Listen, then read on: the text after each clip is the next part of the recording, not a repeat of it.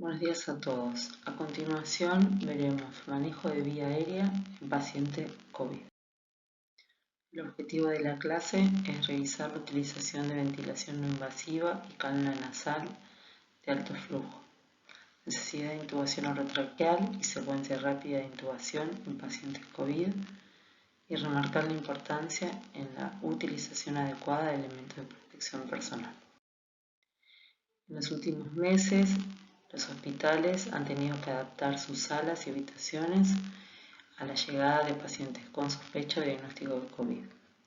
Para ello es muy importante la nomenclatura en las habitaciones y saber qué sector va a estar destinado a la atención de dichos pacientes. Limitar el número de asistentes y de personal que ingresa a las habitaciones.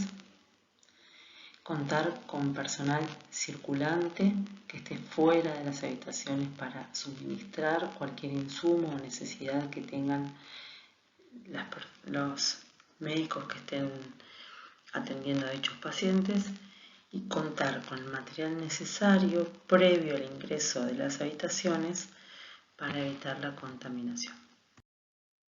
Respecto a la utilización de cánula nasal de alto flujo y BNI, ambos se consideran que son sistemas que aerolizan las partículas del virus, con lo cual hay que tratar de evitarlos. Algunas medidas a tener en cuenta es utilizar en lo posible un flujo menor a 30 litros minuto para evitar la aerolización, corroborar la correcta colocación de la cánula y evitar fugas, evaluar necesidad de intubación orotraqueal luego de 1 a 3 horas de que se indicó la cánula nasal de alto flujo y no se evidencia mejoría del paciente, y la utilización de barbijo quirúrgico por encima de la cánula nasal. Respecto a la utilización de BNI en pacientes COVID y en época de COVID, recordar que la ventilación no invasiva requiere per se que el paciente se encuentre alerta y orientado con una anatomía maxilofacial adecuada para poder soportar la máscara. Además, el paciente tiene que tener la capacidad de ventilar por sus medios.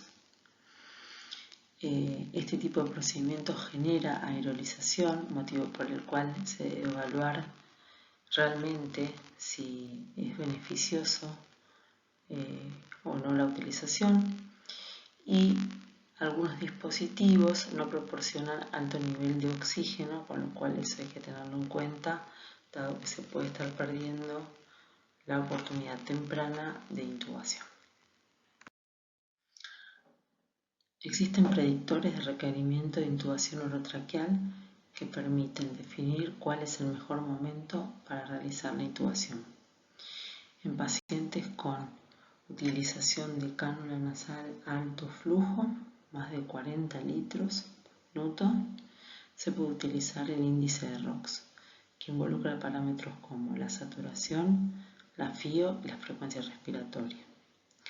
Esta ecuación se puede realizar a las 2 horas, a las 6 horas y a las 12 horas de iniciar la terapia con cánula nasal. Los valores que allí se describen indican que si son igual o menores a ellos, en las 3 tomas, nos habla de que el paciente se mejoraría con la intubación y que la terapia con cánula nasal no está siendo exitosa. En cambio, si el paciente se encuentra usando BNI con una FIO mayor a 0.6 y no alcanza la saturación mayor de 90, también es otro predictor para pasar a la vía de intubación orotraqueal. De todos modos, siempre tener en cuenta que estos no son los únicos parámetros, sino que también un paciente con shock séptico, una PAFI menor a 150, una hipercapnia con un pH menor a 730, una mala mecánica ventilatoria y alteración del sensorio son otras situaciones que hay que evaluar y tener en cuenta para definir la intubación. Algunas recomendaciones desde la Sociedad Argentina de Terapia Intensiva respecto al procedimiento y a la intubación orotraqueal. Siempre debe estar a cargo del personal más experimentado. El equipo de protección personal máximo hay que utilizar, entre ellos, la protección ocular, el N95, camisolín resistente a fluidos, guantes, y evaluar según protocolo del nosocomio en donde esté trabajando. Reducir al mínimo necesario el personal presente en el procedimiento. Preoxigenar con un afío al 100% con máscara de reservorio. Es importante no ventilar manual con el ambú y de tener que usarlo, poner un filtro entre la máscara y el ambú. La secuencia de intubación rápida es la que se va a elegir primariamente, siempre y cuando no haya predictores de intubación difícil. Las drogas utilizadas, propofol o midazolam, más succinilcolina o rocuronio. Insuflar bien el CAF antes de comenzar a ventilar al paciente. No realizar intubación vigil o intubación guiada por fibrobroncoscopía de rutina. Comprobar el filtro en la tubuladura del respirador. Remoción adecuada del equipo de protección personal. Evitar tocarse el cabello, la cara antes del lavado de las manos. Y la desinfección adecuada del material utilizado.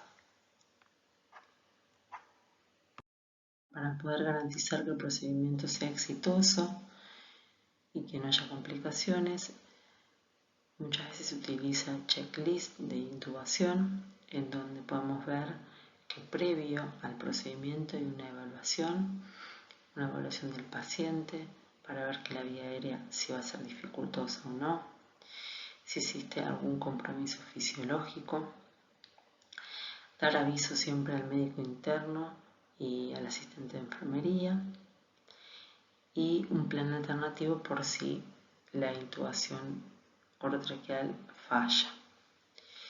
Chequear los insumos, esto involucra el monitor, que esté listo, que esté prendido, que esté funcionando.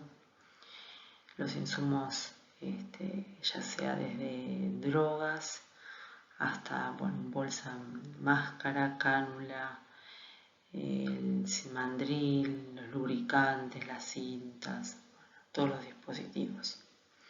Respecto al equipo, chequear la medicación y que las vías estén listas, ¿sí? Los roles de los distintos equipos asignados y que el paciente esté optimizado en posición, en altura de la cama, que si tiene dentadura, retirar la misma, la preoxigenación previo al procedimiento y que esté hemodinámicamente estable.